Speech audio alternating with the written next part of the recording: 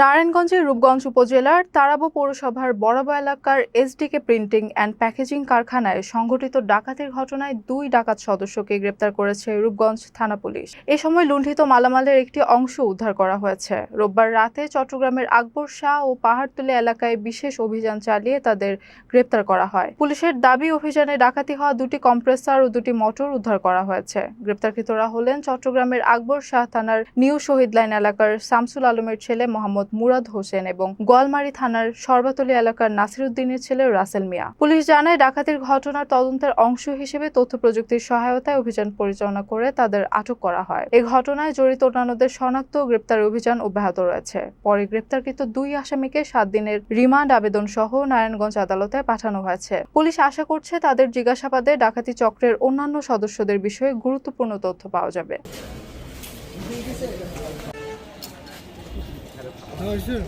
এক সেকেন্ড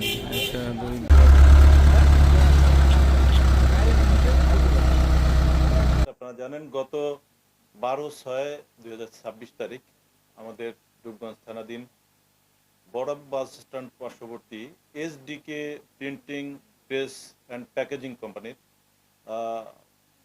এদের কোম্পানির অভ্যন্তরে একদল দুর্বৃত্ত সন্ধ্যা থেকে প্রায় 4-5 ঘন্টা ব্যাপী বিভিন্ন মেশিনারিজ এবং কিছু নগদ টাকা এগুলা লুট করে নিয়ে যায়।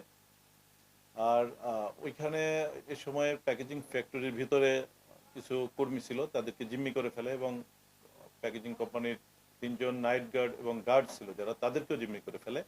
এক পর্যায়ে তারা নগদ টাকা এবং ওই প্যাকেজিং কোম্পানির কিছু মেশিনারিজ দুর্বৃত্তরা খুলে নিয়ে ট্রাক যোগে নিয়ে চলে যায়।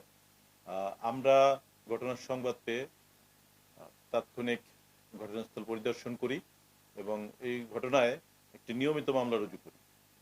ঘটনার পর হতে আমাদের চৌকস আভিযানিক দল এই ঘটনার উদ্ধার তৎপরতা শুরু করে।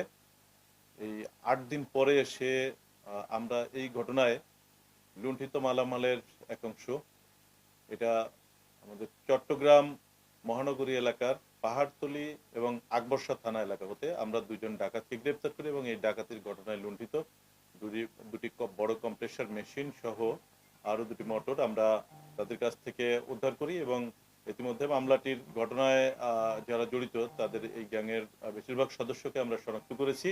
ইতিমধ্যে 2 জন আটক এবং যে মালামাল আমরা উদ্ধার করতে পেরেছি, বাকি মালামাল উদ্ধার এবং ঘটনায় জড়িত অন্যান্য আসামিদের গ্রেপ্তারের উদ্ধার অভিযান প্রক্রিয়া আমাদের অব্যাহত রাখা হয়েছে। অচিরেই বাকি যারা পলাতক রয়েছে তারা আইনের আওতায় ইনশাআল্লাহ গ্রেপ্তার হবে।